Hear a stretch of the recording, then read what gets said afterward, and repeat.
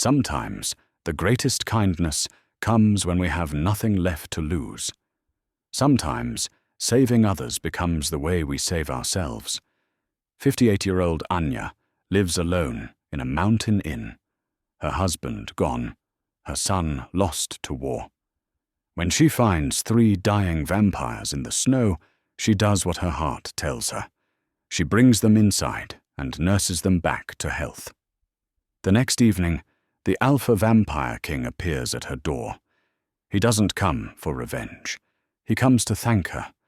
But her simple act of mercy awakens old secrets about her family and a forgotten pact with his kind. Now Anya must choose between the safety of solitude and the risk of love. What happens when kindness changes everything? Before we jump back in, tell us where you're tuning in from. And if this story touches you, make sure you're subscribed, because tomorrow I've saved something extra special for you. The weathered wooden cross above Anya's door caught the morning light as she stepped outside to gather herbs, her breath forming white clouds in the bitter mountain air. The cross had been carved by her grandfather's hands decades ago, its surface smoothed by countless storms and seasons. She touched it briefly, a morning ritual that connected her to generations of women who had tended this inn. The Frosthaven Inn stood like a sentinel against the mountain's face, its stone walls thick enough to withstand the harshest winters these peaks could deliver. Once, travelers had sought shelter here on their way through the high passes. Merchants, pilgrims, soldiers, all had warmed themselves by her hearth and filled the common room with laughter and stories. Now, silence reigned supreme. Anya pulled her woolen cloak tighter as she made her way to the herb garden behind the inn. The plants slept beneath layers of snow, but she knew where to dig for the roots that would sustain her through winter's deepest grip. Bloodroot for fever, valerian for sleep, wintergreen for pain. Her grandmother's recipe book had taught her well. The leather-bound journal waited on her kitchen table, its pages yellowed with age and stained with decades of use. Her grandmother Elena, named for the patron saint of herbalists, had filled those pages with careful drawings and precise instructions. "The old ways keep us whole," she used to say, guiding young Anya's hands as they prepared tinctures and salves. "When all else fails, the earth provides." That wisdom had carried Anya through the darkest chapters of her life.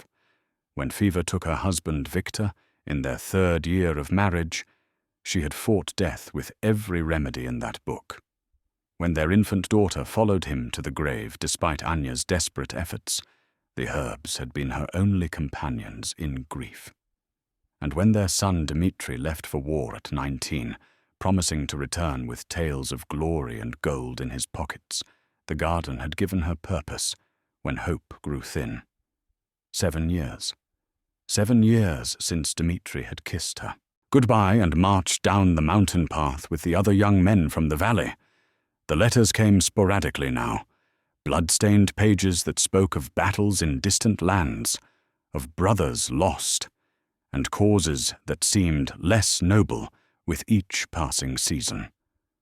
Her boy had left with fire in his eyes, and returned to her only in words that grew more weary with each correspondence. The inn felt vast around her now, its 12 rooms empty save for memories. She kept Victor's workshop exactly as he had left it, tools hanging on their hooks, half-finished furniture waiting for hands that would never return. Their bedroom remained untouched as well, his side of the bed still bearing the impression of his body, his clothes still folded in the chest at the foot of the bed. Only the kitchen truly lived anymore. Here, Anya prepared her simple meals and brewed her healing teas. Here, she maintained the recipes that connected her to her lineage. The great fireplace dominated one wall, its stones blackened by generations of use.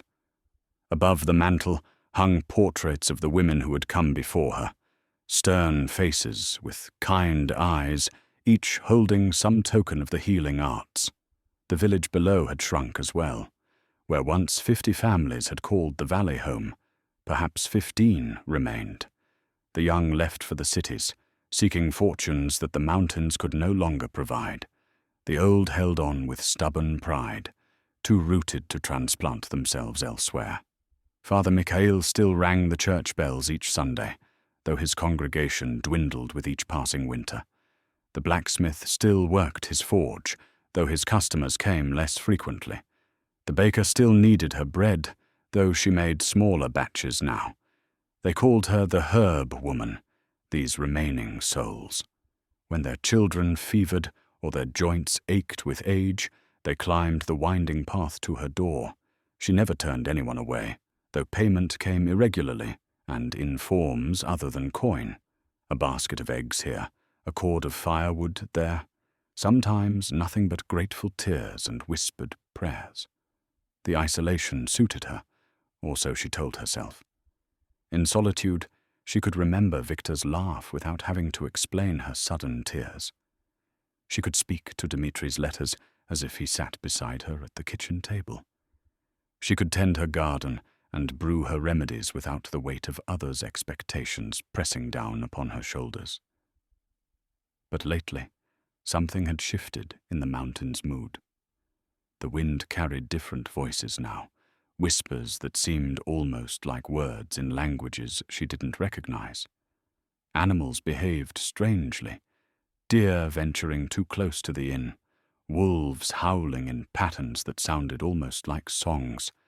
The very air felt charged, as if a great storm approached from beyond the visible peaks.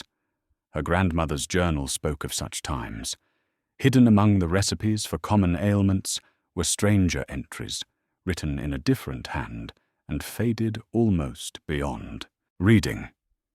These pages mentioned the pale ones who walk in moonlight and ancient pacts sealed in silver and blood. As a child, Anya had assumed these were fairy tales, stories to frighten misbehaving children into obedience. Now, alone in the vastness of the inn, with winter pressing close around her, those old stories felt less like fantasy and more like warning. Tonight, as she prepared her evening meal of bread and herb soup, the sensation grew stronger. Something watched from beyond the tree line. Something that had been absent from these mountains for many years was stirring again. She felt it in the way the flames danced lower in her fireplace, in the way her cat Mishka paced restlessly before the windows, tail bristling at shadows only she could see. Anya lit extra candles that evening, not for light, but for comfort. Their warm glow pushed back the darkness that seemed deeper than usual, more alive. She opened her grandmother's journal to a page she rarely visited, one that spoke of protection rituals and cleansing herbs. The words seemed more relevant tonight than they had in decades.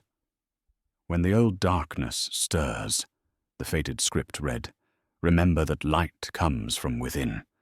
The heart that harbors no hatred cannot be turned to shadow. The hand that heals will be protected, even in the deepest night. Outside, the wind picked up, howling through the mountain passes like voices from another world.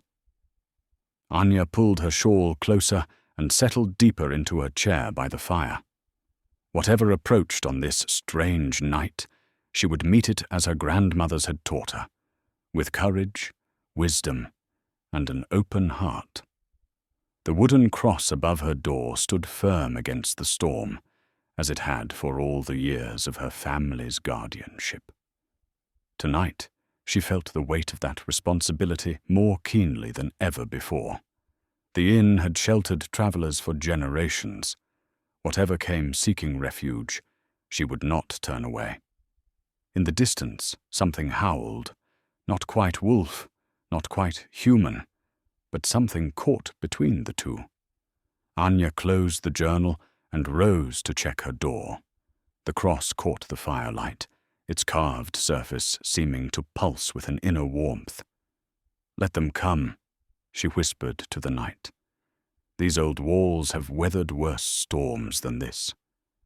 But even as she spoke the words, she wondered if that was truly so. The sensation of being watched intensified, and somewhere in the darkness beyond her windows, footsteps, or something very like them, approached through the snow. The storm struck with unusual fury that evening, as if the mountain itself had awakened in anger. Anya watched from her kitchen window as snow whipped across the courtyard in violent spirals, erasing the familiar paths she walked each day. The wind screamed through the peaks with voices that almost sounded human, almost sounded like cries for help. She should have stayed inside. Any sensible woman would have banked her fires, secured her shutters, and waited for dawn. But the valerian root she needed for old Mrs. Petrova's sleepless nights grew in a sheltered grove just beyond the tree line, and tomorrow might bring conditions even worse than tonight. Anya wrapped herself in her thickest cloak, pulled her fur-lined boots over woolen stockings, and stepped into the maelstrom. The cold hit her like a physical blow, stealing her breath and bringing tears to her eyes. She bent low against the wind and followed the path her feet knew by heart, even when snow obscured every landmark. The grove provided blessed shelter from the worst of the storm. Here, protected by ancient pines whose branches intertwined like clasped hands, she could work methodically to uncover the precious roots. Her grandmother's voice echoed in her memory. "Never take more than you need, and always leave the strongest to grow again." It was as she knelt in the snow, carefully harvesting the last of the valerian, that she heard it, a sound that shouldn't exist in this wilderness, a moan, low and desperate, barely audible above the wind's howl, human in its anguish, yet somehow different. Wrong. Anya rose slowly, her heart hammering against her ribs. The sound came again, weaker this time, from deeper in the grove where the shadows gathered thickest. Every instinct screamed at her to run, to return to the safety of the inn's blessed walls. Instead, she found herself moving toward the sound, her healer's nature overriding her fear. They lay in a small clearing, half buried by wind-blown snow. 3 figures, so still she first mistook them for fallen logs or abandoned belongings. But as she drew closer, details emerged that made her breath catch in her throat. The first was a young woman, perhaps 25 in appearance, with skin pale as moonlight and hair dark as raven's wings. Her clothes were fine but torn, as if she had fled through thorns and brambles. One hand clutched something metallic to her chest, a pendant of some kind, its silver surface stained with what looked like blood. Beside her lay an elderly man, his beard white with frost that seemed too perfect, too crystalline to be natural. His face bore the deep lines of great age, yet something about his features suggested a vitality that even near death could not fully extinguish. His eyes, when they fluttered briefly open, held depths that spoke of centuries rather than decades. The third figure broke Anya's heart most completely. A boy, no older than her own Dmitri had been when he left for war. His face retained the soft curves of youth, but his skin held that same otherworldly pallor as his companions. One thin hand reached toward the others, as if even in unconsciousness he sought to protect or be protected. Vampire. The word whispered itself through her mind before she could stop it, bringing with it all the half-remembered stories from her grandmother's journal. The pale ones who walked in darkness, who sustained themselves on the life force of others who were condemned to exist forever in the spaces between day and night. She should have walked away, should have returned to her warm kitchen and pretended she had seen nothing in the grove. These were creatures of darkness, beings that every story warned against trusting. Yet as she knelt beside them, what she saw was not monsters, but suffering. The young woman's breath came in shallow gasps. The old man's lips moved soundlessly, as if he whispered prayers in a language older than memory. The boy's face contorted with dreams that might have been nightmares, his small frame shivering despite the supernatural stillness of his companions. They were dying, starving, freezing, abandoned to the mercy of a storm that showed no mercy at all. Whatever they were, whatever they might have done, they were in pain. And Anya had never been able to turn away from pain. The bloodied pendant in the woman's hand caught her attention. Silver worked with intricate designs that hurt to look at directly, as if the metal itself held shadows within its surface. A clan symbol, perhaps, or a mark of rank among their kind. The blood that stained it was dark, almost black, and far too much for any small wound to produce. Understanding struck her like lightning. They hadn't simply been caught in the storm. They had been cast out, driven from whatever shelter they had known, left to die in the wilderness like unwanted animals. The pendant was evidence of their former status, clutched even in extremity as the last remnant of identity. Who could be so cruel? Anya whispered to the wind. Even among humans, even in war, she had never seen such callousness. To abandon the helpless to certain death spoke of a hardness of heart that chilled her more than any winter storm. The decision formed in her heart before her mind could catalogue all the reasons against it. These beings needed help, needed shelter, needed the warmth and care that might return them to whatever passed for life among their kind. She was a healer. She had tools, knowledge, space enough to tend 3 patients if necessary. The journey back to the inn tested every muscle in her aging body. The woman proved lightest, though her supernatural pallor made Anya's skin crawl when they touched. The old man's weight seemed to shift strangely as she dragged him across the snow, as if his form wasn't entirely solid. The boy she carried in her arms like the child he appeared to be, his face peaceful in unconsciousness despite the blue tinge around his lips. 3 trips through the howling storm, 3 times risking her own life for creatures that might drain it from her the moment they recovered strength. By the time she had them all settled near her kitchen hearth, Anya's hands shook from more than cold. What had she done? She stood looking down at them, arranged on blankets she had pulled from her own bed, and tried to reconcile their peaceful faces with every warning she had ever heard. They looked fragile now, vulnerable in a way that seemed to contradict their supernatural nature. The woman's hand had relaxed, releasing the pendant which lay beside her, like a dark star against the white wool. Anya knelt and carefully lifted the silver piece. The metal felt cold beyond explanation, as if it had never known warmth. The designs carved into its surface seemed to shift in the firelight, creating patterns that made her eyes water if she stared too long. Around its edge, words in an alphabet she didn't recognize formed what might have been a motto or a curse.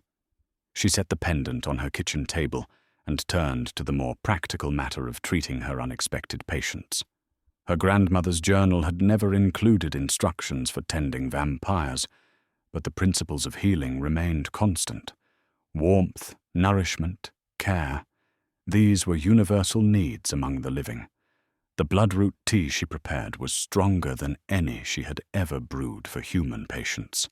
Something told her these creatures would need deeper medicine, remedies that reached beyond mere flesh to touch whatever force animated their undead forms. She added herbs for strength, for warmth, for the mending of wounds both visible and hidden. As she worked, her movements grew steadier. This was what she knew, what she had trained for across decades of practice. The species of her patients mattered less than their need. Whatever else they might be, Tonight they were simply 3 souls lost in a storm, seeking shelter from the cold. The wind outside began to calm as she finished her preparations. The worst of the storm was passing, leaving behind a silence that felt heavy with possibility. Somewhere in that silence, Anya thought she heard the sound of approaching footsteps, measured, deliberate, moving through snow with purpose. Someone was coming, someone who walked the mountain paths in the deep of winter, as if such conditions posed no challenge at all. Anya glanced at her sleeping patients, then at the door with its protective cross. Whatever approached through the night, whatever consequences her choice might bring, she would face them as her grandmother had taught her, with courage, wisdom, and faith in the healing power of compassion. The footsteps grew closer, and with them came the certainty that her quiet life was about to change forever. The first to wake was the woman. Anya watched from her rocking chair as pale eyelids fluttered open, revealing irises the color of storm clouds. For a moment, confusion clouded those ancient eyes. Confusion followed quickly by wariness as the vampire took in her unfamiliar surroundings. "Peace," Anya said softly, setting aside the leather-bound war letters she had been reading for the 100th time. Dmitri's most recent correspondence spoke of a battle near Kiev, of winter conditions that reminded him of home. "You are safe here." The vampire struggled to sit up, her movements unsteady but graceful, even in weakness. She wore a dress that had once been fine, midnight blue silk now torn and stained with travel.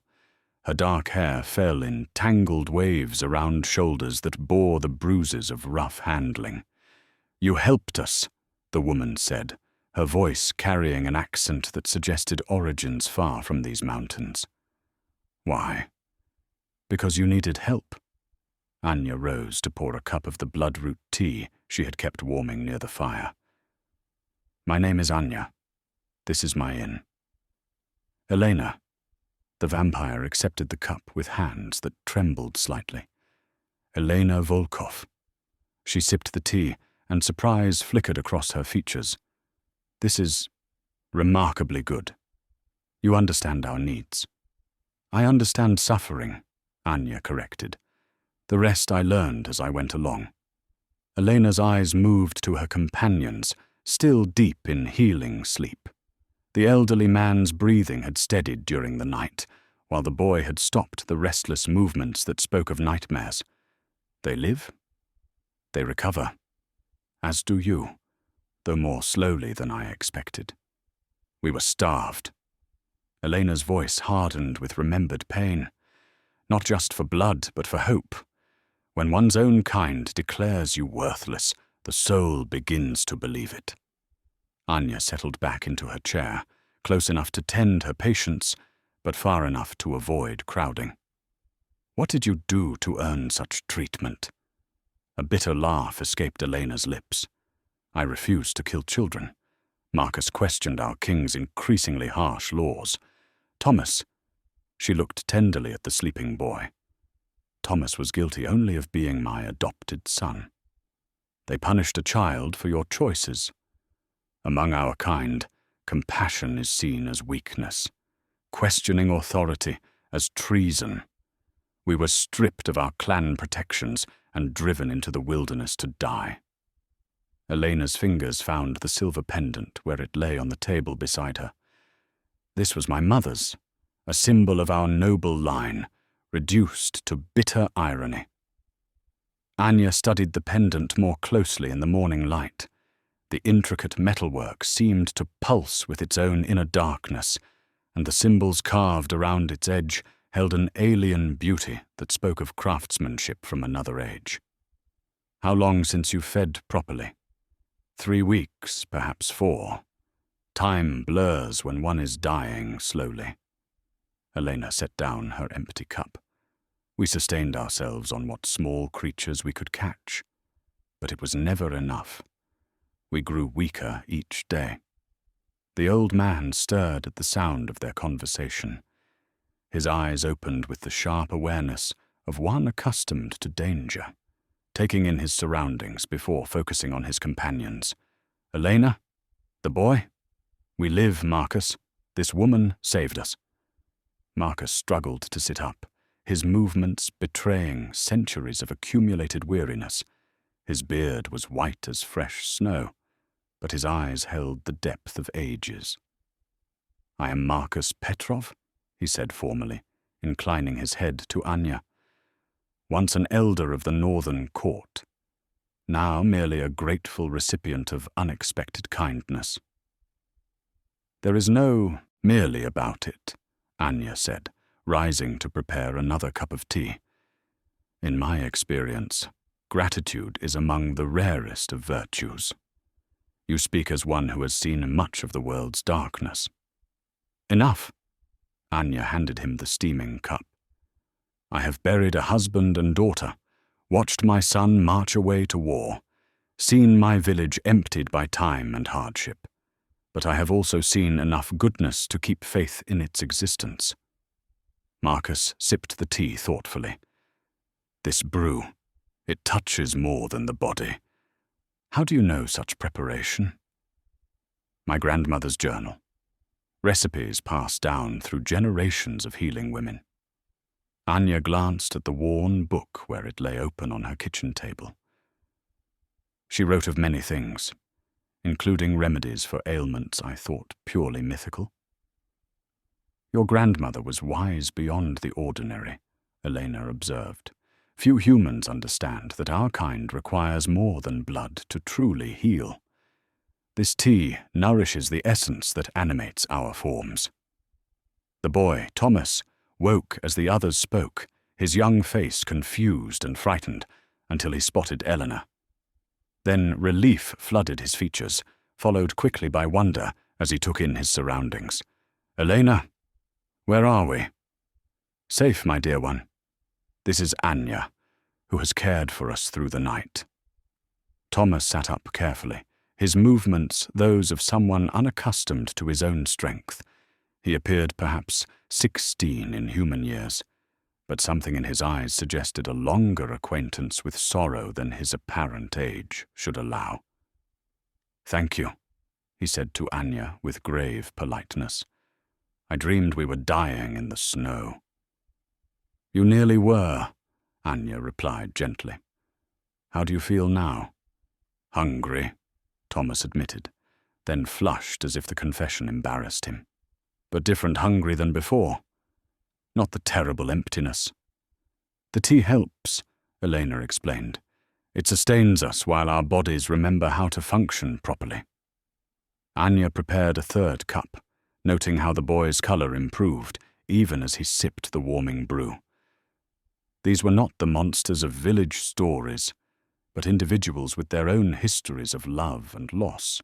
Elena's maternal tenderness toward Thomas, Marcus's formal dignity despite his reduced circumstances, the boy's polite gratitude despite obvious suffering, all spoke of a civilization more complex than human folklore suggested. "How long will you need to recover fully?" she asked. "Days, perhaps a week," Marcus replied. "We must regain our strength slowly, or risk damaging ourselves further. But we cannot impose upon your hospitality indefinitely." "Where will you go?" The three vampires exchanged glances, heavy with uncertainty. "We had hoped to reach the old sanctuaries in the eastern peaks," Elena said finally. "But winter has made travel treacherous, and we no longer know which refuges remain safe." "The sanctuaries," Anya repeated thoughtfully. "My grandmother wrote of such places. Sacred ground where different kinds found shelter." "Your grandmother knew much that was hidden from ordinary eyes," Marcus observed. "Such knowledge suggests connections to the older world." Before Anya could respond, a new sound reached them from outside, the soft crunch of footsteps approaching through snow. But these were different from the desperate stumbling of refugees. These moved with purpose and authority. Thomas's cup rattled against the table as he set it down with shaking hands. Elena's face went white as bone. Marcus rose slowly, his ancient frame tensing for conflict despite his weakened state. "What is it?" Anya asked, alarmed by their reaction. "Someone comes," Marcus said quietly. "Someone whose presence carries the weight of absolute power." The footsteps stopped directly outside the inn's front door. In the silence that followed, Anya could hear her own heartbeat thundering in her ears. Then came a knock, 3 measured strikes that seemed to resonate through the wooden door and into the very stones of the inn's foundation. "He has found us," Elena whispered, terror and something else, hope, warring in her voice. "Who?" Anya demanded. But even as she asked, she knew the answer from their expressions. The alpha vampire king himself had come calling. The door opened before Anya could reach it, swinging inward on silent hinges as if the inn itself welcomed the arrival. A figure stepped across the threshold, and the very air seemed to thicken around him like heavy velvet. He was tall, perhaps 6.5 feet, with shoulders broad enough to fill the doorway completely. His cloak was black as midnight, lined with fur that sparkled with melted snow. Beneath the hood, shadows obscured his features, but Anya caught glimpses of pale skin and eyes that held depths she couldn't fathom. The ornate hand mirror that hung beside the door, her grandmother's mirror, passed down through 5 generations of women, suddenly blazed with silver light. The antique glass, which had never shown more than ordinary reflections, now pulsed like a heartbeat, casting dancing patterns across the walls. "Your Majesty," Marcus said, dropping to one knee despite his weakened condition. Elena and Thomas followed suit, their heads bowed in submission that spoke of centuries of ingrained respect. Anya remained standing. She had knelt to no earthly king, and she would not start now with one whose nature she barely understood. The figure's attention turned to her, and she felt the weight of his regard like a physical presence. "Rise," he said to the 3 vampires, his voice carrying an authority that seemed to resonate in the very stones of the inn. "There will be no formality tonight." He pushed back his hood, revealing features that belonged in the marble galleries of ancient palaces. His face was ageless in the way of his kind, but weathered by experiences that human lifespans could not contain. Dark hair fell to his shoulders, streaked with silver that caught the firelight. His eyes were the deep blue-black of winter skies, holding depths that spoke of centuries spent in solitary contemplation. "You are Anya," he said, turning those ancient eyes upon her, "the healer who found my lost subjects dying in the snow." "I am." She lifted her chin, meeting his gaze directly. "And you are the king who cast them out to die." The temperature in the room seemed to drop several degrees. Elena made a soft sound of alarm, while Marcus tensed, as if preparing to throw himself between his sovereign and the mortal woman who dared speak so boldly. But the king's expression shifted, revealing something that might have been surprise. "You fear me not at all." "I fear for them," Anya replied, gesturing toward her patients. "If you've come to finish what you started, you'll have to go through me first." A smile played at the corners of his mouth, the first human expression she had seen from him. "Peace, brave healer.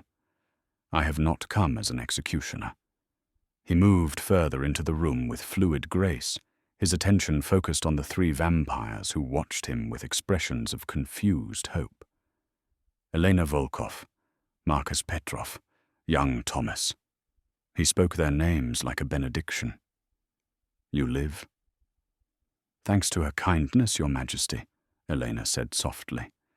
"We would have perished without her intervention." The king turned back to Anya, and to her amazement, he bowed, a formal inclination of head and shoulders that spoke of genuine respect, I am Lucian Dragomir, once called the Crimson King, now merely a ruler seeking to understand the nature of mercy. You have shown kindness to those I condemned. For this, I owe you a debt that cannot easily be repaid." Anya stared at him in bewilderment. "You're thanking me?" "I am." Lucian straightened, his expression growing thoughtful. "When I learned that 3 of my former subjects had survived their exile, I expected to find them either dead or driven to madness by starvation. Instead, I find them healing, tended by a mortal woman who asked nothing in return for her compassion. Any decent person would have done the same." "No," Lucian said quietly. "They would not. In 8 centuries of existence, I have learned that true kindness is rarer than precious gems. Most humans flee from our kind in terror. Others seek to bargain or manipulate. You simply saw suffering and moved to ease it." He walked to the fireplace, his movements predatory despite their grace. The flames danced higher in his presence, casting his shadow large across the stone walls. "Tell me, Anya of the Mountain Inn, what do you know of my kind?" "Only stories. Legends passed down through generations." She paused, considering. "And what I've observed in the past day." "And what have you observed?" "That they love," she said, watching Elena's protective stance near Thomas.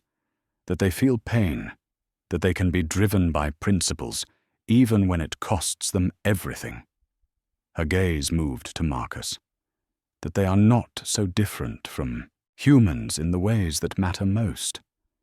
Something flickered in Lucian's ancient eyes, surprise, perhaps, or recognition. "You see clearly for one who has lived such a short time. Long enough to learn that suffering is universal, long enough to know that mercy costs nothing and gains everything." Lucian was quiet for a long moment, studying her face as if trying to memorize its features. The hand mirror continued to pulse with that strange silver light, its glow seeming to intensify whenever his attention focused on Anya. "You intrigue me, mortal healer," he said finally.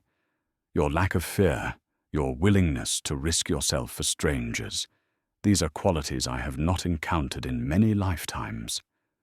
Perhaps you haven't been looking in the right places." Another smile ghosted across his lips. "Perhaps not." He turned to address the 3 vampires. "You are restored to my protection. Your exile is ended." Elena's intake of breath was sharp with relief and disbelief. "Your Majesty, your actions during your exile have proven your worth. Elena, your refusal to harm innocents shows strength, not weakness. Marcus, your questions revealed flaws in my judgment that needed addressing. Thomas bears no guilt for the choices of others." Lucian's voice carried the weight of royal decree. "You will return with me to court, where you will help me build a more just realm. But first," he continued, his attention returning to Anya, "I would learn more about the woman who taught a king the meaning of mercy." Anya felt heat rise in her cheeks under his intense scrutiny. "There's nothing to learn. I'm just a village healer who tends an empty inn." "Just," Lucian repeated, as if tasting the word. "I think not. The mirror speaks of deeper truths." All eyes turned to the antique glass, still pulsing with that inexplicable light. Anya had inherited it from her grandmother, along with the recipe book and the inn itself, but it had never behaved this way before. Now it seemed alive, responding to some energy she couldn't identify. "What does it mean?" she asked. "Old magic recognizes older blood," Lucian said cryptically. "Your grandmother was wise to keep such artifacts close. They knew things about your lineage that perhaps she never shared." "My lineage is nothing special. Mountain folk, healers, innkeepers." "Is it?" Lucian's gaze grew speculative. Perhaps we should explore that assumption. I find myself curious about your family's history. The admission seemed to surprise him as much as it did Anya. For 8 centuries, few things had captured the interest of the vampire king, yet here stood a mortal woman who had managed to intrigue him simply by showing kindness to outcasts. I should return to my duties, Anya said, suddenly aware of the intensity of his attention. You and your subjects must have much to discuss. Indeed we do. Lucian inclined his head to her again. But I find myself reluctant to leave just yet. Perhaps you would permit me to extend my stay. I would learn more about the healer who saved my people. The question hung in the air between them, heavy with implications neither fully understood. Outside, the wind had calmed to gentle whispers, and the mirror's silver light cast dancing shadows that seemed to weave stories of their own. 3 days passed in a rhythm that felt both strange and natural. Lucian remained at the inn, occupying the largest guest room that had once hosted traveling merchants and minor nobles. During daylight hours, he rested in the cellar's deepest chamber, where thick stone walls provided protection from the sun's deadly rays. But when evening fell, he emerged to share meals and conversation by the great fireplace. The moonstone amulet that Anya wore beneath her dress, another inheritance from her grandmother, had begun to glow with soft blue light whenever the vampire king drew near. At first, the phenomenon alarmed her, but Lucian's explanation brought more questions than answers. Your grandmother knew more than she shared, he said on the 3rd evening, as they sat across from each other at the worn wooden table. Eleanor, Marcus, and Thomas had retired early, giving them privacy that felt both welcome and dangerous. Such artifacts do not respond to ordinary mortals. What does that mean? Anya touched the hidden amulet through her dress, feeling its gentle warmth against her skin. It means your bloodline carries secrets worth exploring. Lucian's eyes reflected the firelight like dark mirrors. Tell me about your family. Not just the recent generations, but the old stories. What legends did your grandmother share?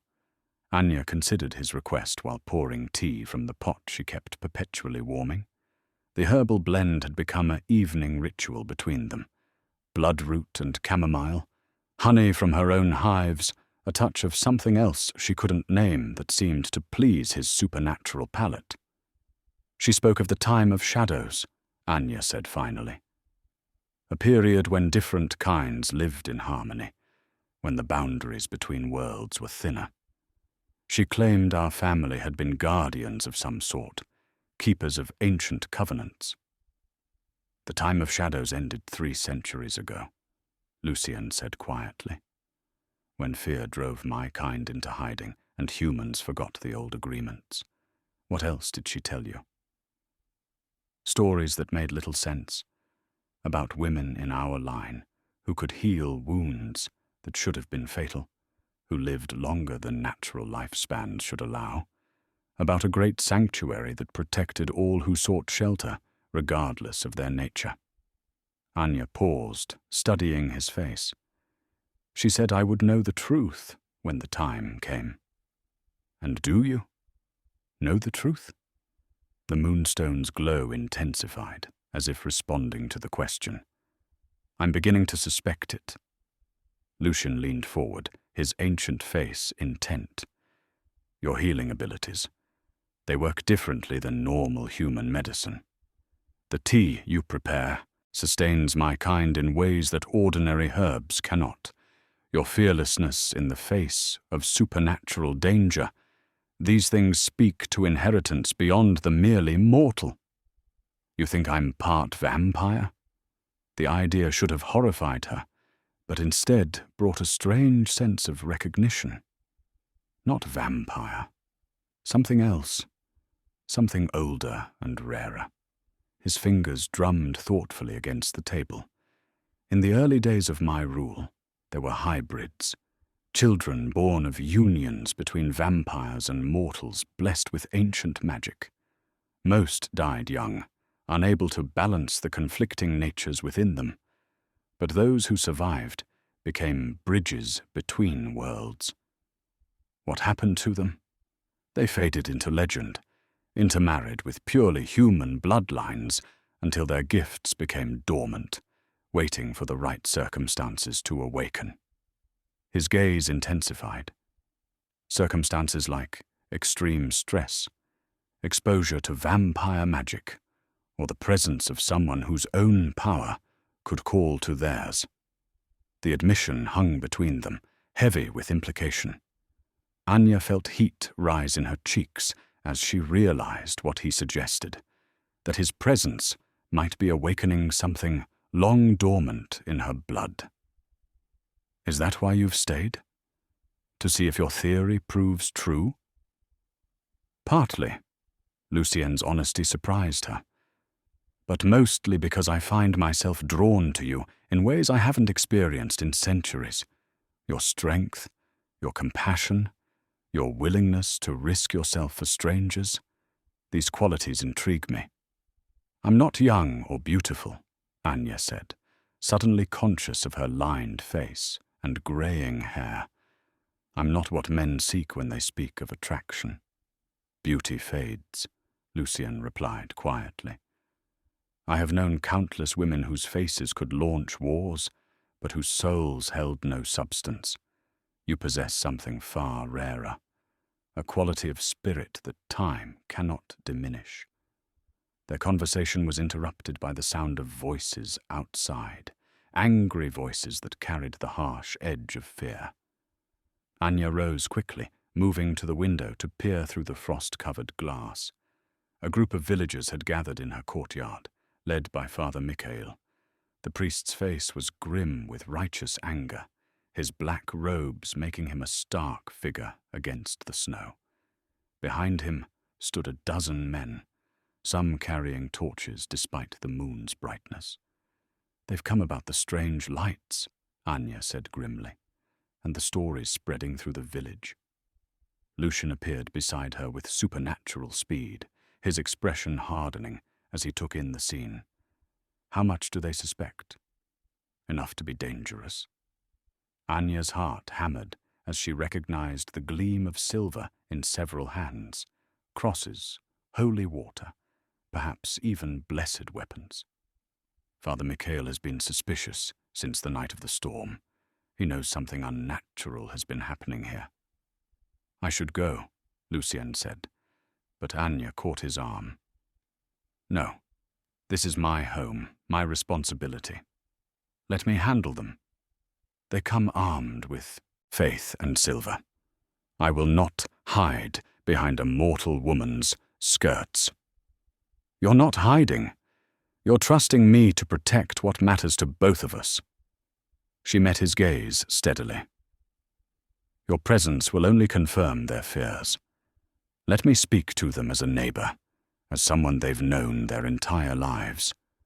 Lucien's jaw clenched with the effort of restraint, but he nodded. I will be listening. If they threaten you, they won't. These are good people, frightened by what they don't understand. Anya straightened her shoulders and wrapped her shawl around them. Hide the others. Whatever happens, don't let them be seen. She stepped outside into the bitter night air, pulling the door closed behind her. The villagers fell silent as she approached, their faces a mixture of concern and accusation in the torchlight. Good evening, Father Michael, she said calmly. Gentlemen, what brings you to my door on such a cold night? Strange lights have been seen here, the priest said without preamble. Unnatural activities. People speak of voices in the darkness, of creatures that should not exist. People speak of many things during long winter nights, Anya replied. Stories grow in the telling. This is no story. Father Michael's eyes burned with conviction. Evil has come to our mountains, Anya. It nests here, in this place that once sheltered travelers seeking God's grace. Behind him, the villagers muttered agreement. She recognized faces she had known since childhood, men whose children she had delivered, whose wives she had tended through illness. Now they looked at her with suspicion that cut deeper than any physical wound. "Search if you must," Anya said quietly, "but you'll find nothing but an old woman living alone with her memories." Father Mikhail stepped closer, his voice dropping to a whisper that only she could hear. "I know what you harbor, child. Send them away before it's too late, before they corrupt your soul as they have corrupted your judgment." Inside the inn, Anya could feel Lucian's presence like a coiled spring ready to unleash. The moonstone amulet beneath her dress pulsed with urgent light, warning of the supernatural tension building toward explosion. The search proceeded with methodical thoroughness.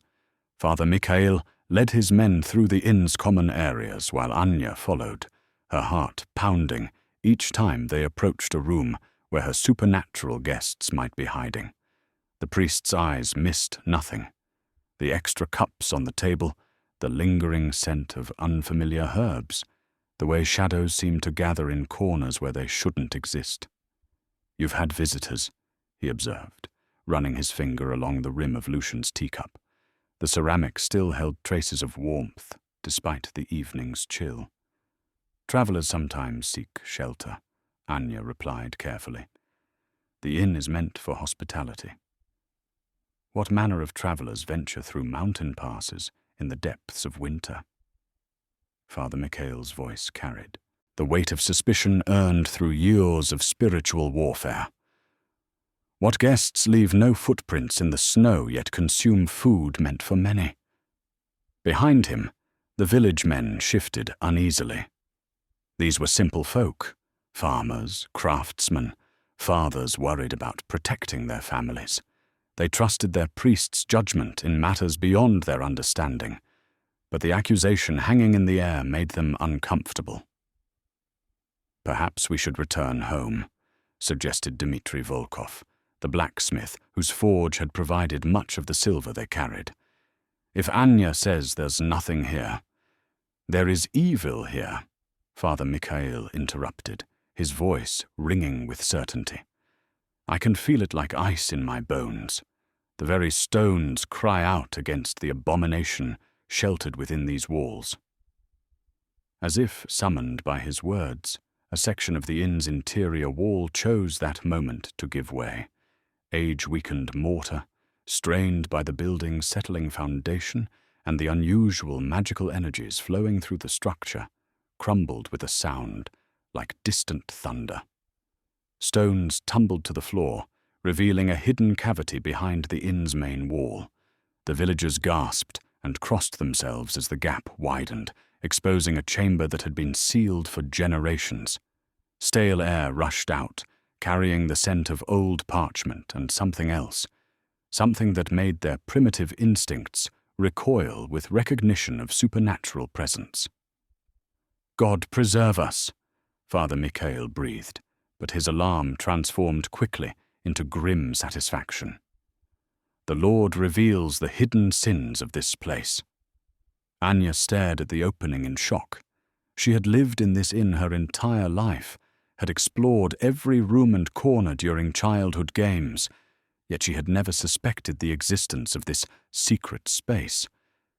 As the dust settled, she could make out the edges of what appeared to be documents scattered across a small table, untouched by time, as if preserved by forces beyond nature.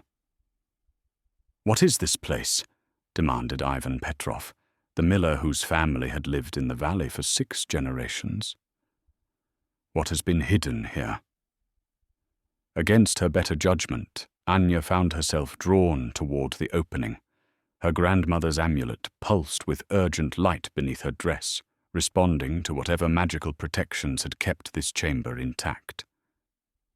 She squeezed through the gap, ignoring Father Mikhail's protests, and found herself in a room that belonged to another age. The ancient parchment map lay spread across a table, carved from a single piece of mountain oak. Its surface showed the valley and surrounding peaks, but marked with symbols and notations that spoke of a time when the world operated under different rules. Borders were drawn not between human kingdoms, but between realms of influence that included territories marked for the Pale Courts, sanctuary grounds, and neutral territories. The inn itself was marked with a symbol that made Anya's breath catch, a stylized tree, whose roots and branches formed an intricate knot, surrounded by protective runes that seemed to shimmer even in the chamber's dim light. Beneath the symbol, written in her grandmother's flowing script, were the words, "Haven of the Blood Compact, sanctuary sworn to all who seek peace." "Bring that here," Father Mikhail commanded, but Anya found herself reluctant to let the map leave the chamber. Something about removing it from its protective space felt like violation, like breaking a trust that had been maintained for generations. "It's just an old map," she said, though her voice lacked conviction. "Historical curiosity, nothing more." "Historical?" The priest stepped closer to the opening, his face illuminated by torchlight that cast harsh shadows across his features. "Those symbols are not Christian. They speak of pacts with darkness, of covenants that damn the soul." As if responding to his accusation, the map began to glow with soft light that emanated from the ink itself. The protective runes brightened one by one, creating a pattern that pulsed like a heartbeat. In the sudden illumination, other objects in the chamber became visible.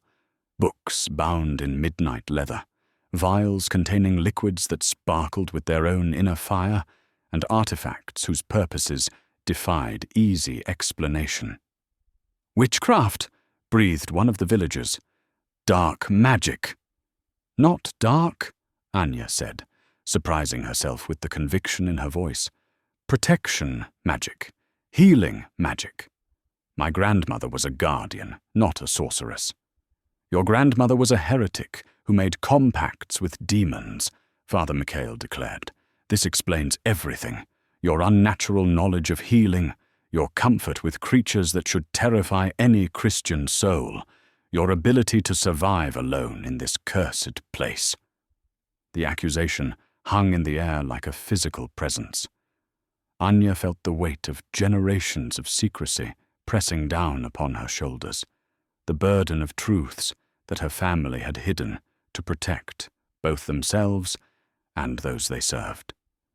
"The compact was made in love, not evil," she said quietly, "to create a place where different kinds could coexist in peace, where healing could be offered without question of what the patient was or where they came from."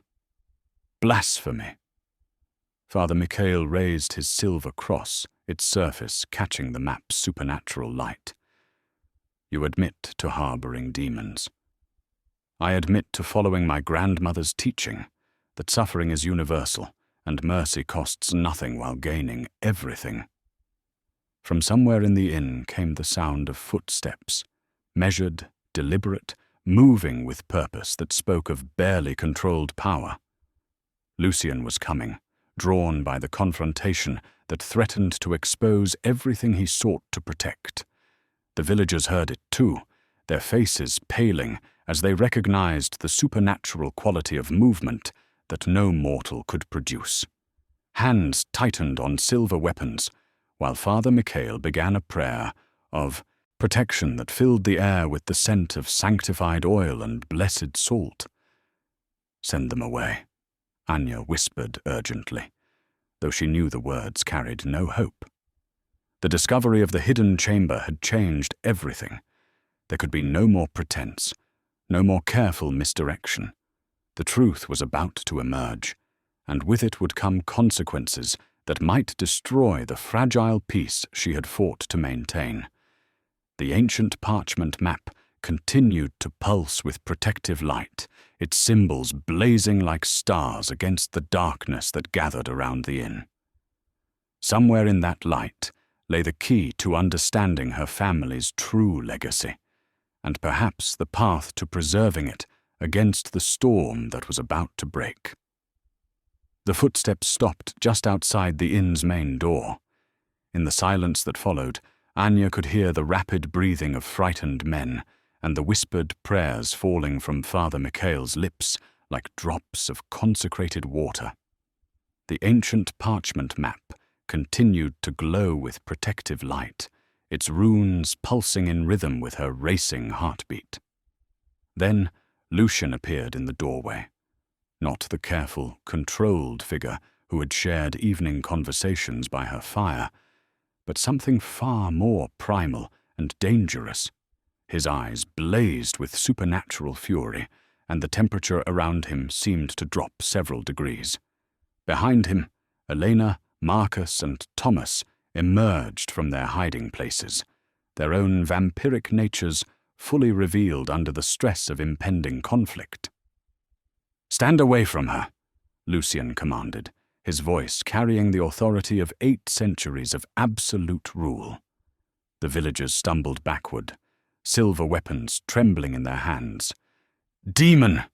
Father Mikhail raised his cross higher, its silver surface gleaming. "I call upon the power of Christ to cast you back to the pit that spawned you." Lucian's laugh was cold as winter wind. "Your Christ holds no power over one who walked this earth before his name was spoken in these mountains." The confrontation might have erupted into violence then, but Anya stepped between them, her hands raised in a gesture of peace that somehow commanded attention from both mortal and immortal alike. "Enough," she said firmly. "There will be no bloodshed in this house." "You cannot protect them, child," Father Mikhail said, though his voice held more sorrow than anger now. "Their corruption runs too deep. They have already claimed your soul." "My soul belongs to me," Anya replied, "as does my choice of whom to shelter." She turned to face the hidden chamber, drawn by an impulse she couldn't name. The map's glow had intensified, but now other objects in the secret room were responding as well. Light emanated from what appeared to be a jewelry box, carved from black wood and inlaid with silver stars. "The family archives?" she whispered, understanding flooding through her like cold water. "Grandmother's final secrets?" Despite the danger surrounding her, despite the armed men and supernatural beings poised for battle, Anya found herself stepping deeper into the chamber. Her grandmother's voice echoed in her memory. "When the time comes, you will know what to do. The blood remembers what the mind forgets."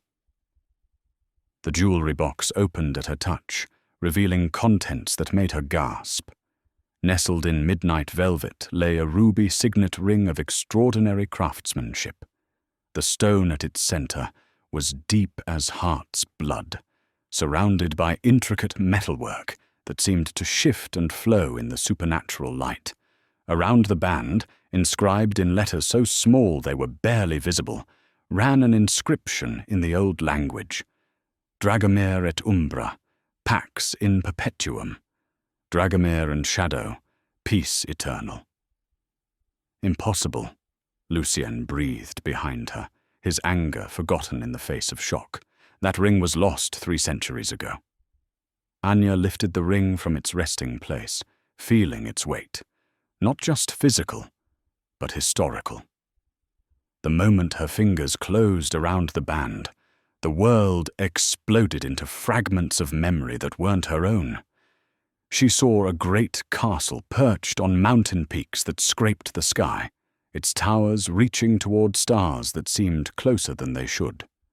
She saw a court where humans and vampires moved together in elaborate dances, their faces bright with laughter and genuine affection. She saw a love story that transcended the boundaries between species. Lucian, centuries younger, but already bearing the weight of kingship, standing hand in hand with a woman whose face was achingly familiar. "Grandmother," Anya whispered, as recognition struck like lightning. But not the grandmother she remembered.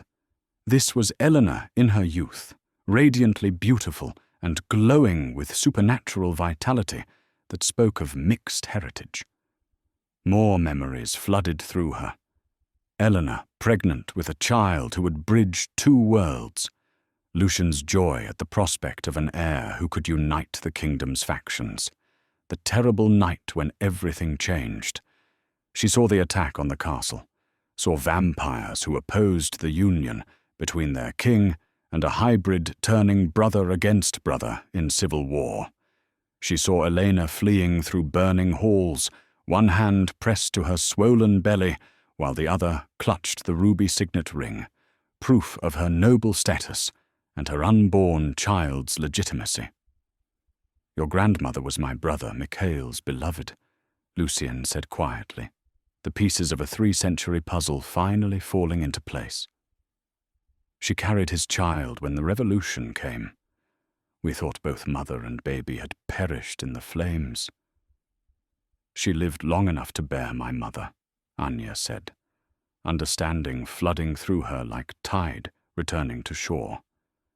"Long enough to hide her nature and raise her daughter as human, long enough to pass down the old knowledge disguised as herbal wisdom." The ruby ring seemed to burn against her palm as dormant, magical energies responded to the revelation of her true heritage. Around the chamber, objects that had slept for generations began to stir. Books opened themselves, revealing pages written in languages that predated Christianity's arrival in these mountains. Vials of mysterious substances began to glow with inner fire. Most striking of all, the protective runes carved into the walls awakened, bathing everything in light that was neither fully golden nor silver but something in between. "A princess," Marcus whispered in wonder.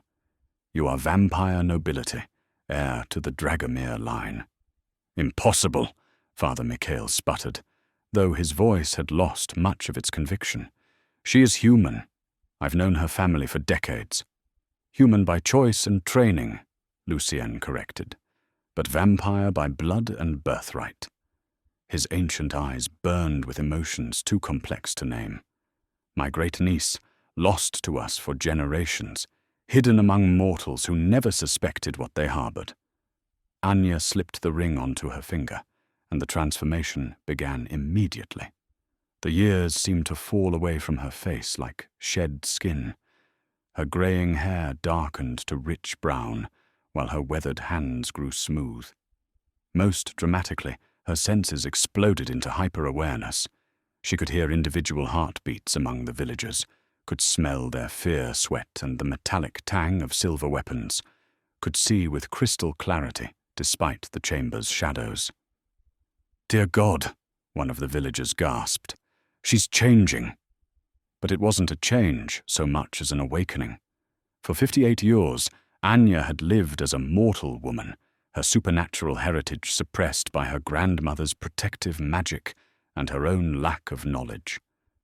Now, with the truth revealed, and the signet ring claiming its rightful wearer, her vampire blood surged to life. "This is what my grandmother protected me from," Anya said, her voice carrying new harmonics that resonated in vampire-sensitive ranges. "Not shame or evil, but a war I was too young to fight." Elena stepped forward, her face bright with joy and recognition. "You have your great-grandfather's eyes. Mikhail would be so proud." The villagers stared in terrified fascination as power flowed through Anya's transformed frame. The inn itself seemed to respond to her awakening. Walls that had stood for centuries grew straighter, windows cleared of their frost film, and the very air became charged with protective energy that made their crosses grow warm in their hands. "The sanctuary," Anya whispered, understanding the final piece of the puzzle. "It was never just my grandmother's covenant. It was mine. I am the heir, the guardian, the bridge between worlds that the blood compact was created to protect." Father Mikhail backed toward the door, his face pale with theological crisis. Everything he had believed about good and evil, about the clear lines between righteousness and damnation, crumbled in the face of this impossible truth. Here stood a woman he had known since childhood, transformed into something beyond his, understanding yet clearly not consumed by evil. "What are you?" he whispered. Anya looked around at the supernatural beings she had saved, at the villagers whose ancestors her family had protected for generations, at the ancient chamber that held 3 centuries of hidden truth. "I am what I've always been," she said simply, "a healer, a guardian, a bridge between the darkness and the light." The ruby signet ring pulsed with warm light, sealing her acceptance of a destiny she had never known was hers to claim. Lucian's footsteps echoed through the inn's corridors like a countdown to revelation. Anya pressed deeper into the hidden chamber, her hands trembling as she gathered the ancient documents that might hold answers to questions she had never known to ask. The map's protective glow intensified, responding to her touch in ways that defied natural explanation. "Anya." Father Mikhail's voice carried a warning that chilled her more than the winter wind. "Step away from those cursed artifacts. Let me destroy them before they corrupt your soul further." "No." The word emerged with surprising strength. Something deep within her rebelled against the idea of destroying knowledge that had been preserved for generations. "These belong to my family. They're mine by right." "Your family forfeited any rights when they trafficked with demons," the priest declared. Behind him, the villagers murmured prayers and clutched their silver crosses tighter as supernatural energy crackled through the air. The footsteps stopped just outside the common room. In the sudden silence, everyone could hear the soft whisper of a cloak settling around tall shoulders, the controlled breathing of someone whose very presence changed the atmosphere of mortal spaces. "There is no longer any need for hiding." Lucien's voice carried through the inn's walls with authority that made the stones themselves seem to listen. "The truth has already begun to emerge." Father Mikhail raised his cross higher, its silver surface blazing with reflected light from the map's supernatural glow. "Show yourself, demon. Face the power of the Almighty." "I am not a demon, priest." Lucien stepped into view through the common room's doorway, no longer bothering to conceal his otherworldly nature. Power radiated from him like heat from a forge, making the air shimmer with barely contained energy. "I am Lucian Dragomir, king of the northern courts, and I claim sanctuary in this place, according to laws older than your church." The villagers recoiled at his appearance, but Anya found herself studying his face with new understanding. The aristocratic features, the silver-streaked hair, the eyes that held depths of ancient knowledge.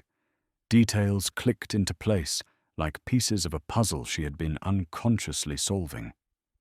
"You look familiar," she whispered, then louder. "The portraits, the paintings in the chamber." She turned back to the hidden room's walls, where dust-covered frames held images she had barely noticed in her initial shock. Now, in the map's supernatural light, she could see them clearly.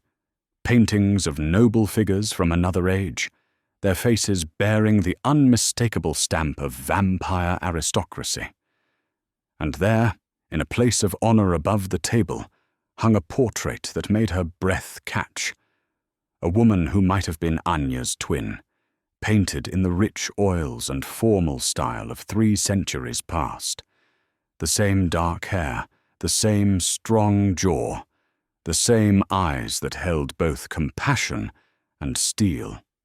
Beneath the portrait, a brass nameplate read, "Lady Katerina Dragomir, guardian of the sacred compact." "My grandmother," Anya breathed, then stopped, confusion clouding her features. "But that can't be right. My grandmother was Elena Volkov, and she died only 15 years ago." Eleanor was your great-great-grandmother, Lucian said quietly, moving closer to the chamber's opening.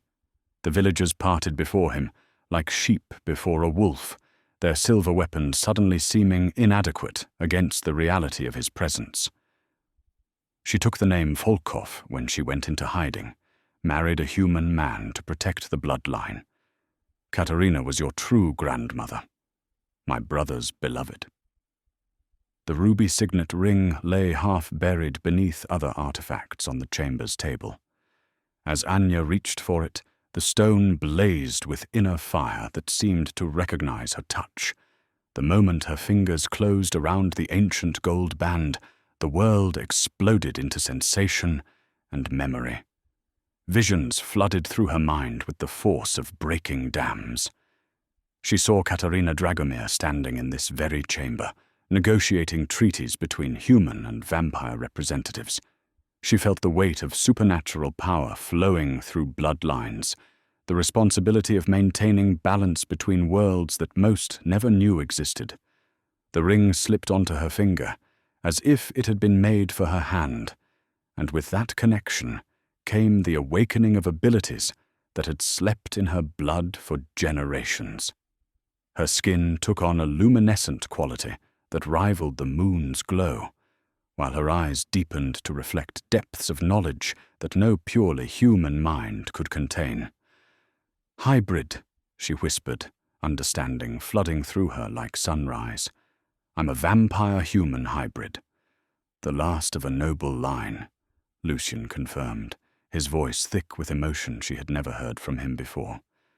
"My brother Mikhail loved your grandmother with a devotion that transcended species. When she died defending this sanctuary from hunters, he charged me with protecting their descendants. I have been searching for you for over 2 centuries. Father Mikhail's cross blazed with holy light that competed with the supernatural energies now flowing freely through the inn. "Abomination," he hissed, "unholy spawn of darkness." But Anya barely heard the condemnation. Power coursed through her veins like liquid starlight, awakening senses that transformed her perception of the world around her. She could hear heartbeats, her own strong and steady, the villagers rapid with fear, Lucien's slow and ancient like the rhythm of centuries. She could smell the silver they carried, the fear sweat on their skin, the holiness that clung to Father Mikhail's robes like perfume. Most remarkably, she could feel the inn itself, every stone, every beam, every protective ward that had been woven into its structure over generations of guardian women. The building was alive with accumulated magic, a fortress of sanctuary that had sheltered countless refugees from supernatural persecution. "The healing abilities," she said, pieces of her life's puzzle finally finding their proper places. "The way animals trusted me, the way herbs responded to my touch. It was never just human intuition. Your hybrid nature expresses itself in harmony rather than conflict," Lucien explained.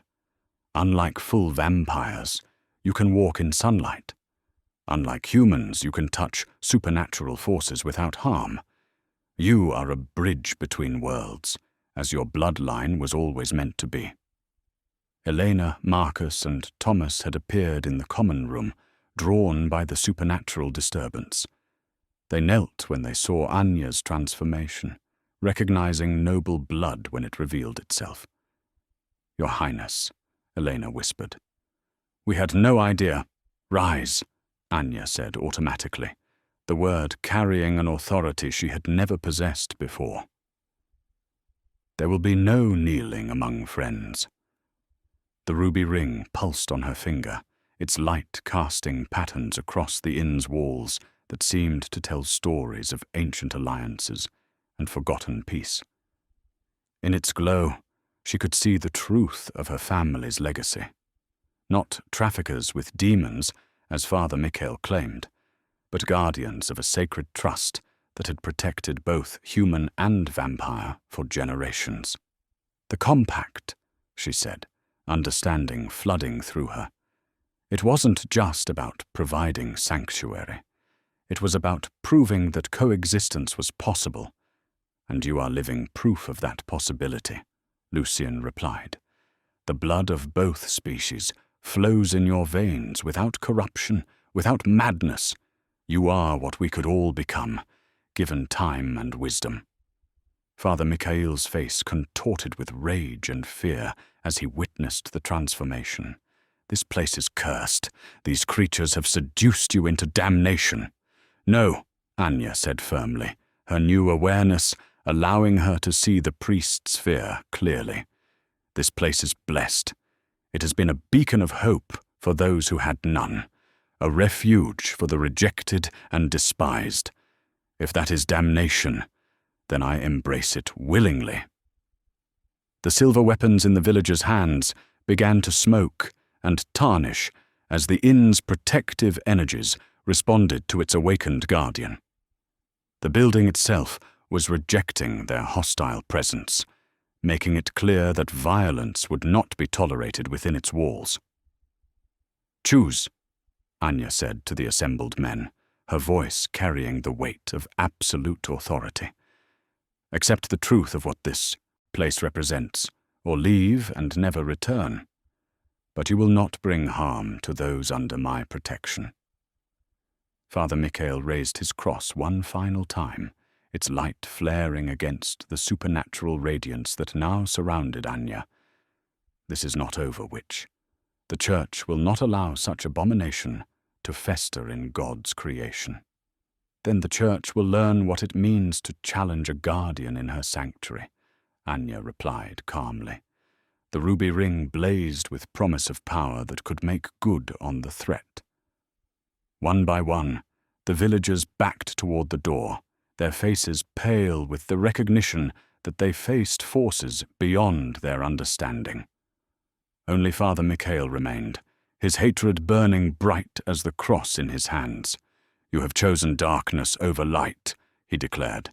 I have chosen love over fear, Anya corrected, and that choice will always triumph in the end.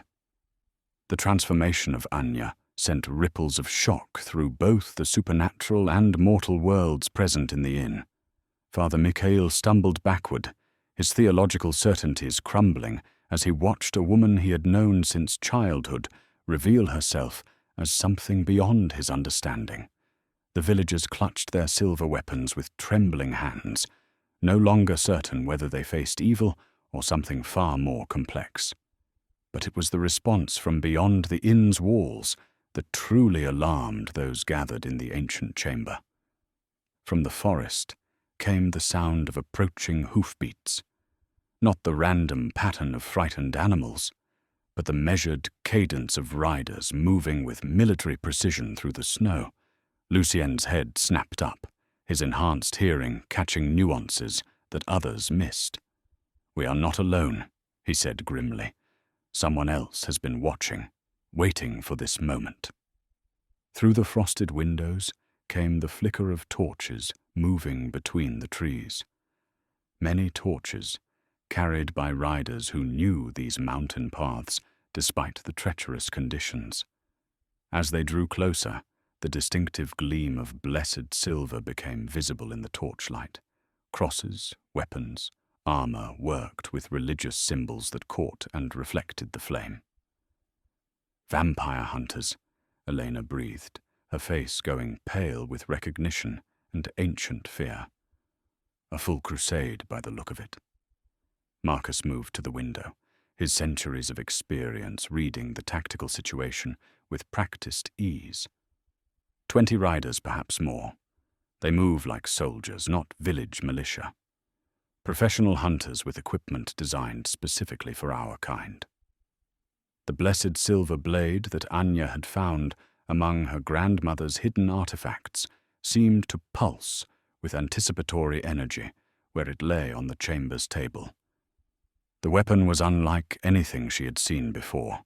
Its steel gleamed with an inner light that spoke of consecration by powers older than the Church, while protective runes ran along its fuller in scripts that predated Latin Christianity.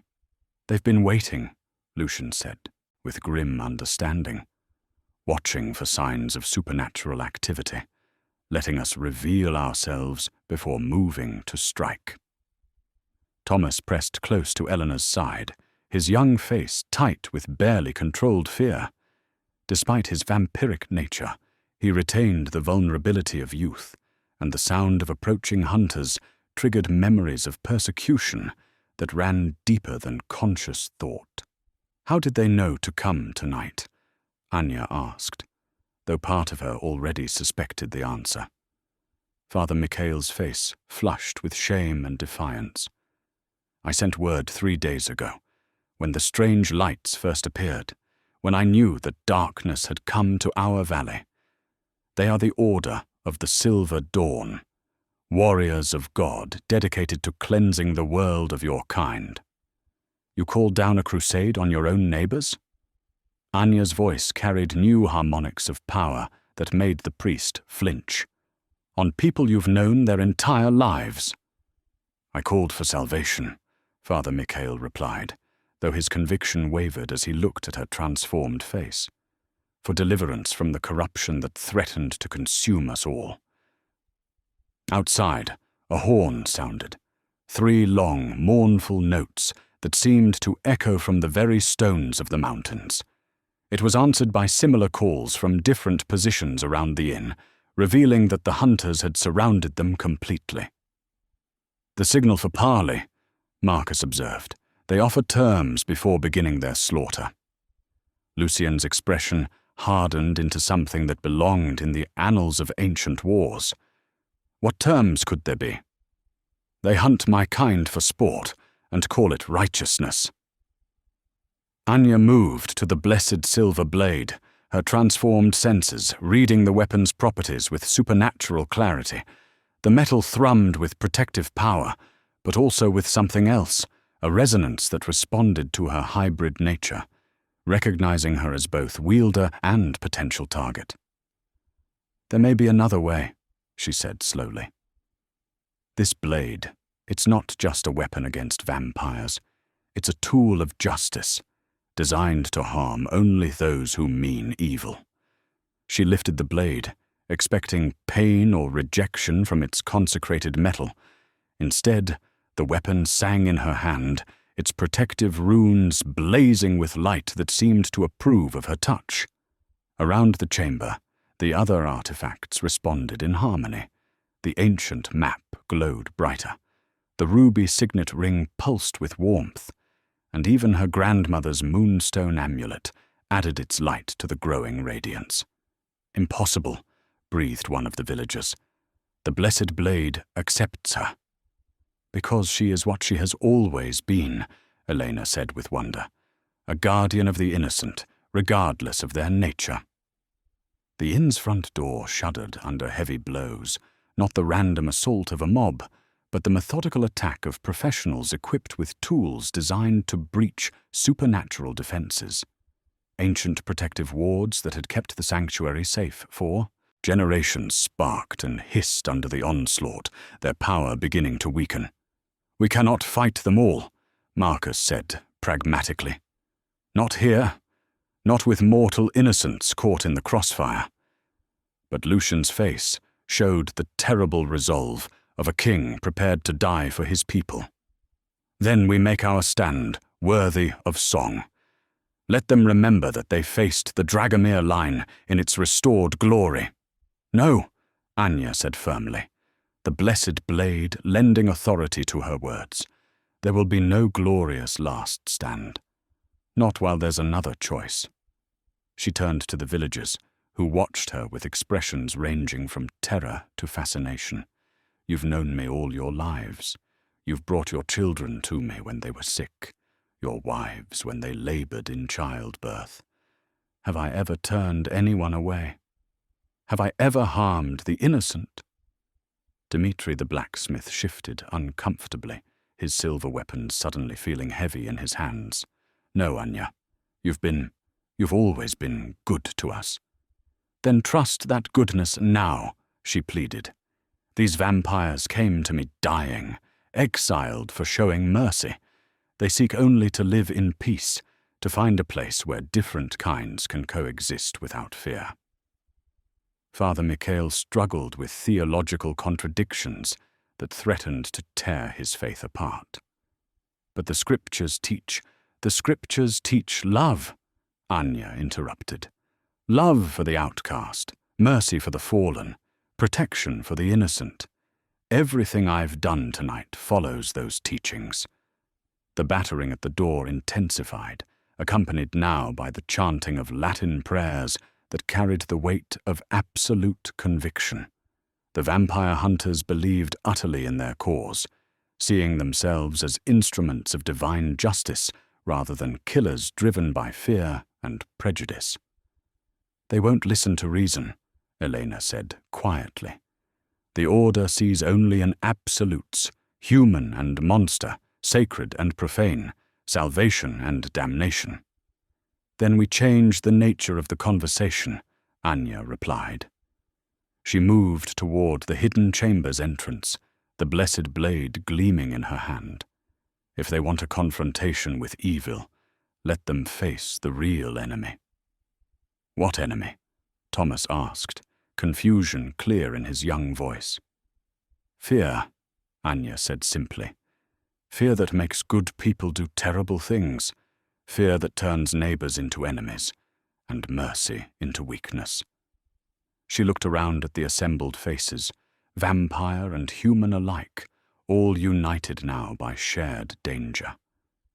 My grandmother's journal speaks of the time of shadows, ending not through war, but through understanding. Perhaps it's time for the shadows to give way to light. The front door finally splintered under the hunter's assault, sending shivers through the inn's ancient structure. Booted feet thundered across the threshold, accompanied by the ring of drawn steel and the harsh voices of men certain in their righteousness. "Surrender the creatures of darkness," came a commanding voice from the main hall. "Deliver them to divine justice, and the innocent may yet find salvation." Anya took a deep breath, feeling the weight of 3 centuries of hidden history settling on her shoulders. The ruby signet ring pulsed with warmth on her finger, while the blessed blade hummed with readiness in her grip. Around her, the vampires she had saved prepared for what might be their final battle, their faces showing the grim acceptance of immortals who had seen too much death. "Remember," she said quietly to Lucian, "we are not enemies tonight. We are family." The ancient king's expression softened slightly as he met her gaze. "Family," he repeated, as if the word held flavors he had forgotten over the long centuries. "Together then," Anya said, stepping toward the chamber's entrance. "Let us see if mercy truly can triumph over fear." Behind her, the artifacts of her grandmother's legacy continued to pulse with protective light, as if the spirits of past guardians watched and waited to see whether the sanctuary's mission would survive its greatest test. Anya stepped from the hidden chamber into her inn's main hall to find armed figures in silver-adorned armor filling the space that had once welcomed weary travelers. Their leader stood before the great fireplace, his face hidden behind a helm worked with crosses and protective verses. When he spoke, his voice carried the certainty of divine mission. "I am Commander Gavril of the Silver Dawn," he declared. "By the authority of the Holy Church and the ancient laws, I demand the surrender of all creatures of darkness within these walls." "There are no creatures of darkness here," Anya replied, the blessed blade steady in her grip. "Only souls seeking shelter from the storm." The commander's laugh was harsh. "You think to deceive us with words? We have watched this place for days, have seen the unnatural lights, and felt the corruption that seeps from its very stones." Behind Anya, Lucian emerged from the chamber with fluid grace, followed by Eleanor, Marcus, and Thomas. The vampires moved with careful dignity, their supernatural nature undeniable, yet somehow less threatening in the protective glow that emanated from the inn's awakened wards. "Behold," Commander Gavril gestured with his silver-blessed sword. "The monsters reveal themselves at last." "I see no monsters," Anya said firmly. "I see a king who has learned mercy from exile, a woman who refused to harm children, an elder who questioned unjust laws, a boy guilty of nothing but loyalty to those he loves." The weathered wooden cross above the door began to tremble on its mounting. For generations, it had stood as a symbol of protection and faith, carved by hands that understood both human need and supernatural truth. Now, under the pressure of opposing forces, the hunter's absolute certainty and the vampire's desperate hope, the ancient wood began to show stress fractures. "You harbor abominations," the commander pressed. "Creatures that feast on human blood and corrupt the innocent with their very presence." "I harbor guests," Anya replied. "Beings who came to me dying and whom I chose to heal. Is mercy now a sin? Is compassion forbidden?" One of the younger hunters raised his crossbow, its silver-tipped bolt gleaming in the firelight. "Enough debate. Let divine justice—" "Hold!" Commander Gavril's raised hand stopped the attack, though his eyes never left Anya's face. "You speak of mercy, woman, yet you stand with the damned as if their nature means nothing." "Their nature means everything," Anya said. "As does mine." She raised the blessed blade, its consecrated steel catching and amplifying the inn's protective light. "This weapon accepts my touch because my cause is just. These vampires seek not to harm, but to find peace. I offer that peace, as my family has for 3 centuries. The cross above the door gave a sharp crack, its ancient wood finally yielding to pressures it was never designed to withstand. But instead of falling, the broken pieces erupted with brilliant light, not the harsh glare of judgment, but the warm radiance of benediction. Power flowed outward from the shattered symbol, washing over everyone in the inn's main hall. The hunters staggered under its force, their blessed silver growing uncomfortably warm against their skin. Their certainty wavered as the light revealed truths their doctrine hadn't prepared them to face. In that illumination, Anya's true nature became visible to all, not corruption, but purity. Not darkness masquerading as light, but genuine radiance that spoke of souls touched by grace. The vampires, too, were revealed in their essential truth, not as monsters, but as beings capable of love, sacrifice, and redemption. "Impossible," Commander Gavril breathed. "The light accepts you all."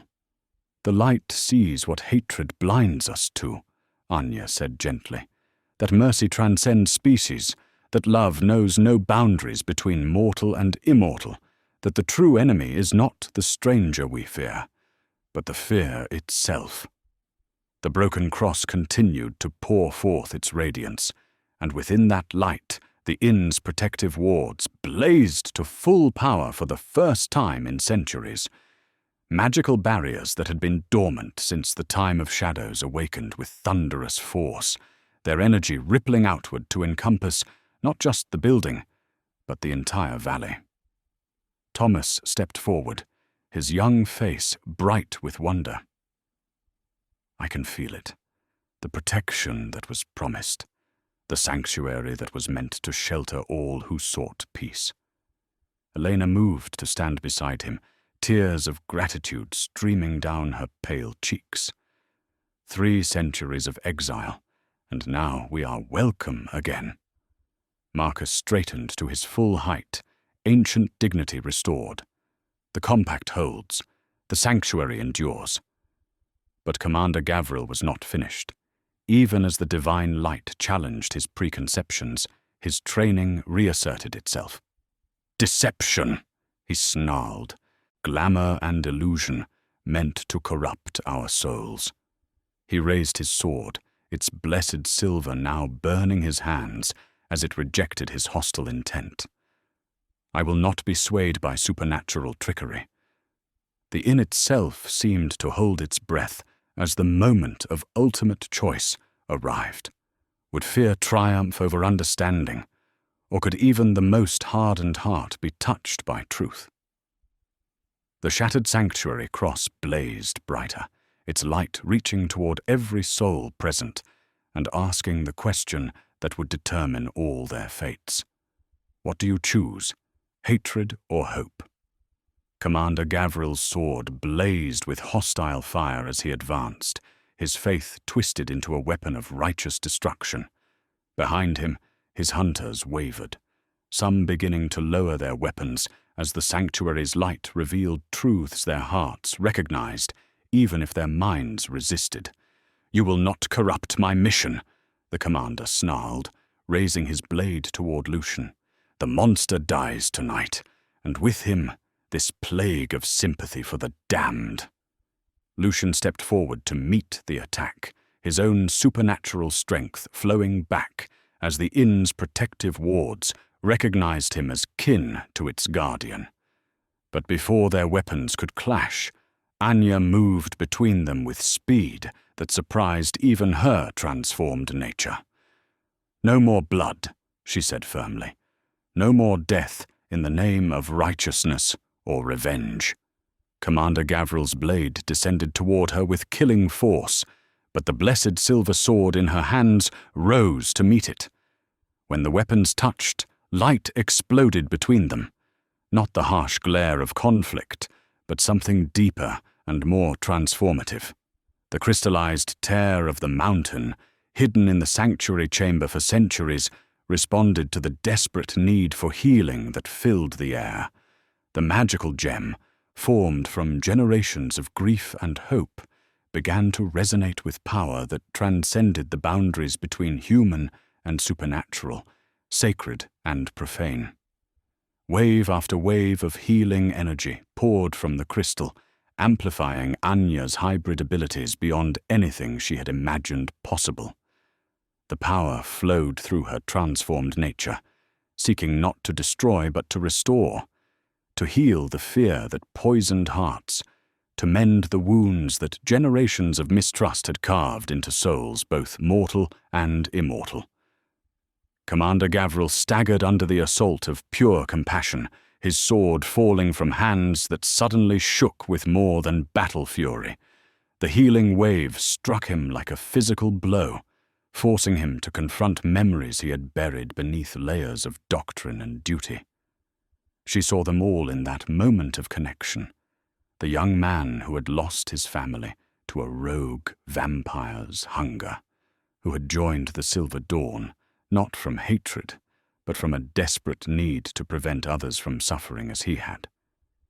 She saw the years of training that had hardened his heart, the missions that had convinced him that mercy was weakness, and that all supernatural beings were irredeemably evil. "Your pain," Anya whispered, her voice carrying on the healing wave. "I feel your pain, and I understand it. But let me show you something else."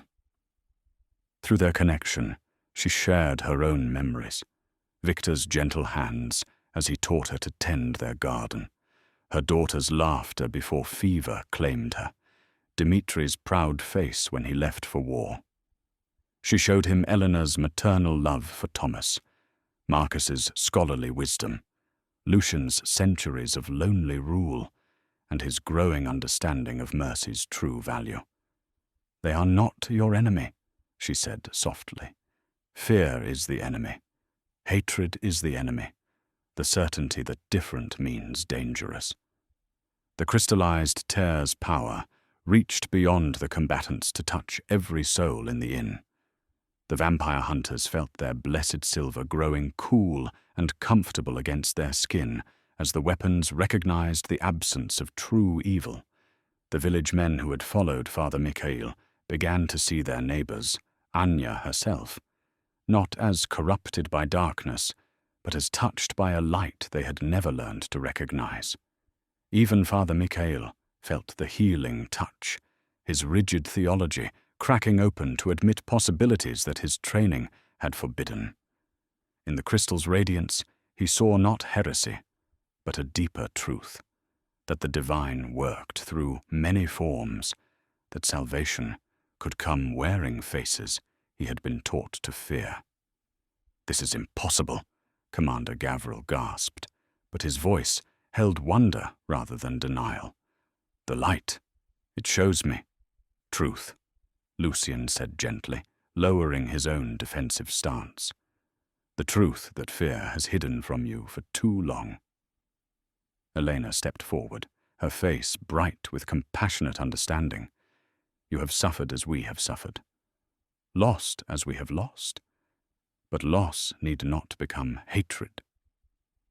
Thomas, his young features glowing with the crystal's radiance, offered his hand to the nearest hunter, a gesture of such innocent trust that the armed man found himself unable to maintain his hostility. Marcus spoke with the authority of his centuries. "The old covenant can be renewed. Peace between our kinds is not only possible, but necessary if any of us are to thrive." The healing wave reached its crescendo, filling every corner of the inn with transformative light. In that radiance, the wounds of generations began to close. Fear gave way to understanding, hatred dissolved into compassion, and the artificial barriers between human and supernatural crumbled like walls built on sand. Commander Gavril sank to his knees, his armor suddenly too heavy to bear. Tears streamed down his weathered face as the healing power reached the deepest parts of his wounded soul. "Forgive me," he whispered. "I have carried darkness so long, I forgot what light looked like." Anya knelt beside him, her hand gentle on his shoulder. "There is nothing to forgive. There is only healing to accept and peace to build together." The crystallized tear of the mountain pulsed one final time, sealing its gift of healing into every heart present. In the profound silence that followed, the inn stood as it was always meant to, a sanctuary where all beings could find shelter, understanding, and the grace of second chances. 3 months had passed since that night of transformation, and spring had come early to the mountain valley. Snow melted from the peaks in cascading waterfalls that sang with the promise of renewal, while wildflowers pushed through the warming earth to paint the meadows in brilliant colors. The inn stood bathed in gentle sunlight, its ancient stones somehow looking younger, as if the healing that had occurred within its walls had touched the very foundations. Anya stood in her herb garden, now thriving beyond anything she had achieved in years of solitary cultivation. Plants that should have taken seasons to establish had flourished overnight, responding to the transformed energy that flowed through the soil. Beside the traditional healing herbs grew new varieties, night-blooming flowers that Elena had suggested for vampire-specific remedies, hardy mountain plants that Marcus had identified from his centuries of botanical study. The new golden sanctuary seal hung from a chain around her neck, its weight comfortable and familiar now, forged from the melted wedding rings of generations of her family. Blessed by both human and vampire traditions, the medallion had become the symbol of the inn's renewed purpose. When sunlight struck its surface, it cast rainbow patterns that seemed to dance with joy. "Anya!" Thomas called from the inn's front steps, his voice bright with excitement. "Dimitri's coming up the path." She straightened from her work, brushing soil from her hands as she watched her son approach. He looked older than when he had left for war, his face bearing lines that spoke of battles and hardships. But his eyes were clear, free from the haunted expression that so many soldiers carried home from distant conflicts. The letter she had written him 3 months ago, explaining carefully, lovingly, the truth about their family's heritage and the changes that had come to the inn, had reached him just as his unit was being discharged. His response had been simple. I'm coming home to meet my new family. Behind Dmitri walked a figure that made Anya's heart leap with joy, a young woman with kind eyes and a gentle smile, her hand resting protectively over a rounded belly that spoke of new life soon to arrive. His wife Sarah, whom he had married in a battlefield ceremony, and whom Anya was finally meeting. Mother, Dmitri said as he reached her, his embrace long and warm. You look different, younger somehow. I feel reborn, she admitted, studying his face for signs of fear or rejection. Instead, she found only acceptance and curiosity. And this is the famous inn, Sarah said with wonder, taking in the building that seemed to glow with inner warmth. Dmitri has told me such stories. All true, I'm afraid, Anya said with a smile. Come, meet your extended family. They entered the inn's common room to find it bustling with activity, unlike anything the building had seen in decades. Elena sat by the great fireplace, teaching a group of village children about herb lore while their parents watched with expressions of trust rather than suspicion. Marcus occupied his favorite chair near the window, engaged in theological debate with Father Mikhail, a conversation that had been ongoing for weeks and showed no signs of reaching conclusion, though both participants seemed to thoroughly enjoy the intellectual challenge. Lucian emerged from the kitchen carrying a tray of tea, his ancient dignity somehow enhanced rather than diminished by the domestic task. When he saw Dmitri, he set down the tray and approached with formal grace. You must be Anya's son, he said, offering his hand. I am Lucien Dragomir, your great-great-uncle by marriage and blood. Dmitri shook the offered hand without hesitation. Uncle Lucien, Mother's letters spoke of you. Thank you for protecting her when I couldn't be here. She needed no protection, Lucian replied with a smile. If anything, she protected us all. The afternoon passed in a warm blur of introductions and stories. Commander Gavril arrived as the sun began to set, now serving as liaison between the Silver Dawn and the supernatural community. His transformation from hunter to protector had been perhaps the most remarkable of all. His warrior's instincts redirected toward defending the sanctuary rather than destroying it. The council has voted, he announced, as the group gathered for evening meal. The inn is officially recognized as neutral territory. Any supernatural being seeking peaceful shelter will be protected under church law. And the other sanctuaries? Elena asked hopefully.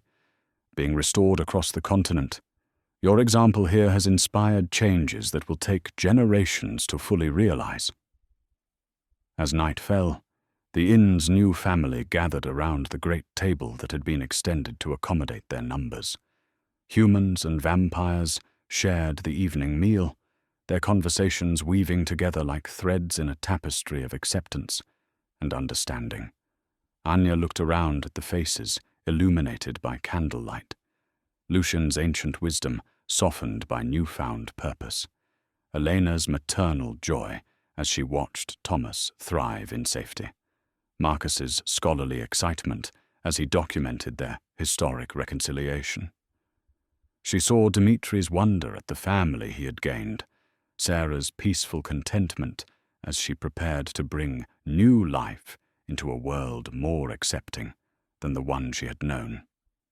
Grandmother, she whispered to the memory of the woman who had prepared her for this moment. The sanctuary endures. Outside, other travelers approached through the spring darkness, refugees from persecution, outcasts seeking acceptance, souls lost between worlds who had heard whispers of a place where different kinds could coexist in peace. The inn's lights beckoned them forward, promising shelter, healing, and the radical grace of unconditional acceptance. The new golden sanctuary seal caught the firelight, its surface reflecting not just the flames but the faces around the table, a family forged not by blood alone, but by choice, compassion, and the revolutionary belief that love could triumph over fear. Spring had come to the mountains, bringing with it the promise of new growth, fresh beginnings, and the eternal hope that kindness, once planted, would bloom in ways its gardener could never fully imagine. The sanctuary was home again. The family was complete. And tomorrow would bring new souls seeking the healing that only love could provide.